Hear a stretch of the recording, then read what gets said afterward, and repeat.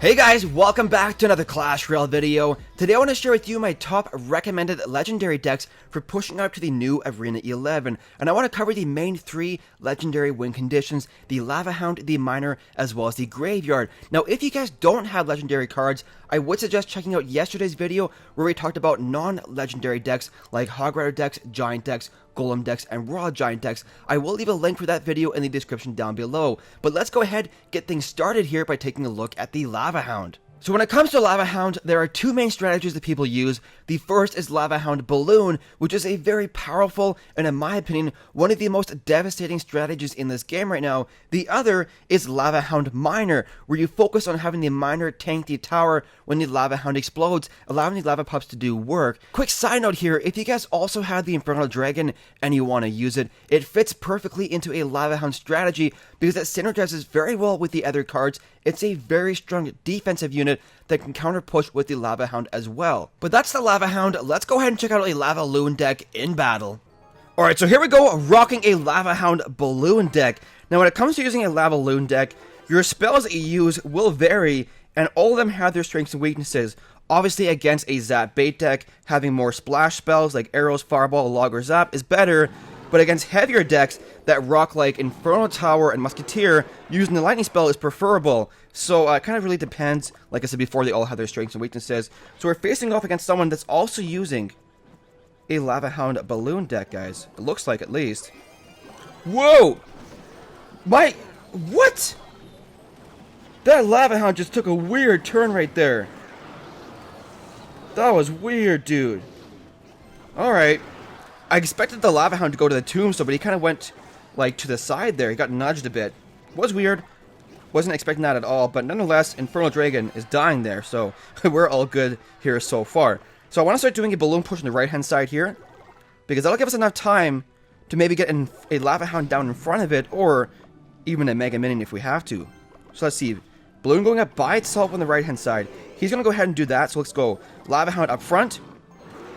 And let's see here, Balloon, he will use minions in the back, so what I want to do is Mega right here to pull the minions back. There they go. Mega should take out both the minions there, all 3 of them, boom! And we have a Balloon on the tower there. So Infernal Dragon will do work to my Mega, but let's go over and pull this Lava Hound over. Man, my building pulls are so bad today. But I thought the exclamation point said pull, but it's probably a bit too late. So Arrows won't need to go down yet. The Infernal Dragon will be distracted. We're going to go ahead and just do this. Watch this, guys. Watch this. Ready? Boom, Skarmy. Distract everything right there. Lumberjack going down. Infernal Dragon going down. And we have a early 1 tower lead so far.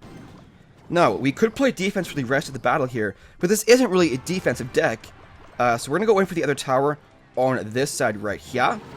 And he's setting up a Lava Hound push on the right-hand side. So it should be interesting what goes on next. So Infernal Dragon Lava Hound versus Lava Hound Balloon. Let's see what we can make happen here, guys. Let's go Tombstone to pull both of these over. Minions for this, yep. I'm going to go Mega here. Skarmy up in the middle. Distract the Infernal Dragon there. We'll arrows the pups on the right-hand side. I'm going to ignore the minions there. I want to save the arrows for these pups here. The balloon is already locked and loaded onto that tower. Arrows going down. Tombstone should distract the Infernal Dragon. Let's go ahead and send in some more minions there to finish off that. And then, alright, we didn't even need to use the lightning spell at all so far this battle, guys, because honestly, the only thing that he has that is lightning value is the Infernal Dragon, so we don't really even need it here. Like I said before, the spells that you use in a Lava Balloon deck will vary, and in this battle here, using like Zap or Log would have been much better. But anyways, guys, we got the victory there. Let's go ahead and take a look at some minor decks here. Alright, so when it comes to minor decks, there are 2 main strategies that I see people using. The first are minor control decks, where you focus on getting chip damage down over time. This is where you'll often see the minor paired up with other legendary cards, like the Princess or the Electro Wizard. The other is minor Zap bait decks, where you pair up the minor with a bunch of fast cycling swarm units, and you overwhelm your opponent. There are some other minor decks out there, like Giant Miner and Royal Giant Miner, but on those decks, the minor is kind of a secondary win condition, and I want to focus on decks where the minor is the primary win condition. Let's go ahead here, take a look at a minor control deck in battle. Alright, so here we are, guys, with the Miner control deck, facing off against Eduardo up top there. Let's see if we have the Furnace, and they're starting here. We don't have the Furnace, so the ideal opening move with this deck is get the Furnace down as soon as you can, because you want that Fire Spirit pressure. Go ahead and just Bowler. I'm not going to Zap. Looks like he might be using a Zap bait deck, so I want to save the Zap spell. Now, ideally, you want to have the Bowler tank for the Miner before sending the Miner in, but we're going to go ahead and use minions here to finish off the Princess. Then once the Bowler's within tanking range, we'll go ahead and do... Oh, never mind. It looks like the minion throwing a wrench in our plan, tanking first, but honestly, the fact that we forced out an Infernal Tower right there is a bonus for us, because that's 5 elixir right there. So, we can just chill out for a second here, get the Furnace going on right there, and all you want to do is just apply steady pressure over time with those, with the Furnace damage, with the Miner chip damage, with the counter push troops like Electro Wizard, Bowler, or minions. Whatever you use on defense, you want to go back on a counter push, getting a bit of chip damage done every single time. So, I'm going to go ahead and just actually poison this Princess, because it'll kill the Princess, get some chip damage done to the tower in the process, and if he tries to swarm us with something, we do have the Bowler available. So Bowler will finish off the Goblin Gang. One smack, boom, the entire Goblin Gang is dead. And we had two choices here, Furnace or Miner. Oh, my finger slipped at the last second there. That won't pull the Hog Rider the next time he does a Hog Rider push. So, kind of unfortunate, but Infernal Tower plus Log is 7 to counter a Bowler. And we got the Miner in the back doing the chip damage down. So everything is going okay here so far. All we gotta do is just keep it up, don't make a mistake, and we should be able to get the victory here. So a Fire Spirit will finish off the Infernal Tower, and then go on and do Fire Spirit pressure to that tower on the right hand side. Once again, going to poison the Princess as well as the tower, get some chip damage done, finish off the Princess. It's only a -1 elixir trade against the Princess, so kind of willing to take it. Let's go in with a Bowler back here to finish off the Goblin Barrel. And then we'll go ahead and do a Miner in just a second. Just a second. I want to zap this Goblin Gang down, though, just to get that chip damage done. Alright, so cool. Furnace right here. Poison for the Princess, as usual. And then Miner once the Bowler tanks for the... Never mind. Really aggressive Infernal Tower drop right there. But he's spending so much elixir on defense every single push that he isn't able to set anything up on offense, because he's committing so much elixir every single defense. So let's go Electro Wizard here. Zap the Goblin Gang. Electro Wizard will do work in the back there, but look at this, guys. Look at this. Bowler going up in front. Once again, going to tank for my Miner for that chip damage. And all we gotta do right here is Miner, Poison, and we have the victory. So they're Bowler going across, tanking for the Miner, Poison doing work, finishing off the Princess. Down goes the tower, giving me that 1 crown lead. And 2 seconds left, Furnace going down. We had that 1 crown, guys. Let's go ahead here and take a look at some graveyard decks.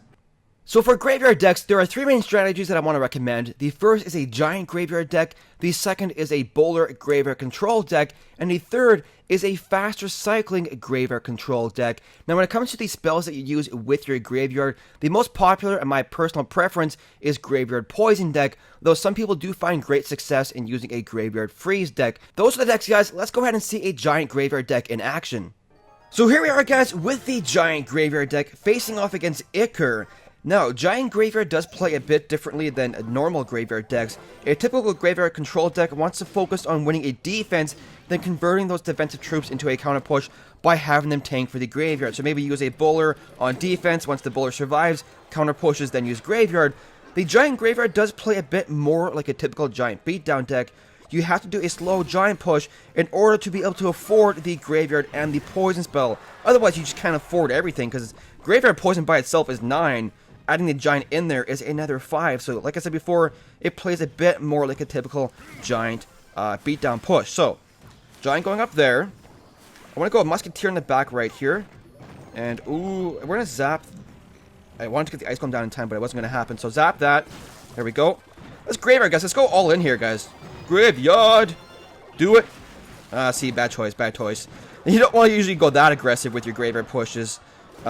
I needed the Poison spell. I needed the Poison spell. So, a bit overzealous right there. A bit overzealous. But that's what happens when you get too aggressive. So, let's go Minions, Hog.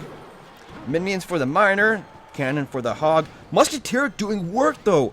By herself. She did, like, probably 6,000 damage to that tower right there. So, let's start doing another slow push here. This time we won't make the same mistake. For the most part with this deck, your successful giant graveyard pushes do come in the double elixir because they're just so expensive. You can do Ice Golem Graveyard Poison earlier on, but Giant Graveyard is where it's at, guys. So let's go Giant going up the right-hand side. We'll go ahead and use another Musketeer in the back.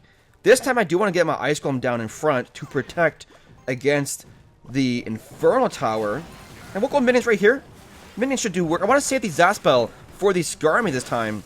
Boom, look at that, guys. Look at that. Infernal Tower going down. We didn't even use the Zaspel, and now he has to Skarmy here. So we're going to zap these goblins, poison these Skarmy right here. Boom. That tower should be dead anyways. We haven't even used the graveyard. Tower is dead without even a graveyard push, guys. Like I said, it plays a lot like a typical giant deck. So let's go ahead and do cannon for the Hog. We'll do Musketeer here. Then we'll push the opposite lane with a Ice Golem and a Graveyard. So we'll get the Graveyard going down right here. Then we'll go Ice Golem to tank for that. And Poison Spell for the Skarmy and the Goblins and everything he drops right there. Look at this. Graveyard doing the work. Musketeer locked onto the tower. Graveyard doing the work right there. Cannon going down for the Hog Rider. Boom. That should be a dead tower here, guys. Actually, you know what? I was thinking about letting him get that tower so we can go in for the 2 crown. Do we want to risk it, guys? Yeah, we don't even need to risk it, guys. Look at this. Poison. So one giant push took out the right-hand tower. One graveyard push took out the left-hand tower. That's kind of where it's cool with using a giant graveyard deck versus regular graveyard deck. But that's the giant graveyard deck, guys, and that will also be the end of the video. Now, I know you might be asking, what about the other legendary cards? Stuff like Log, Princess, Ice Wizard, Electro Wizard, Infernal Dragon. What about those cards? Those are all support cards, and you don't build decks around support cards. You do build decks around win conditions like Graveyard, Miner, and Lava Hound. Support cards fit into pretty much any deck that you want, so there'd be too many possibilities to list into one video. If you guys have questions, however, about a support card that you want to fit into a particular deck, please feel free to ask in the comment section down below. But that will be the end of the video, guys. I really hope you enjoyed it, and I hope it helped you. If it did, make sure to hit that like button and subscribe for some more Clash Royale content. Thank you so much for watching, guys. We will see you in the next one.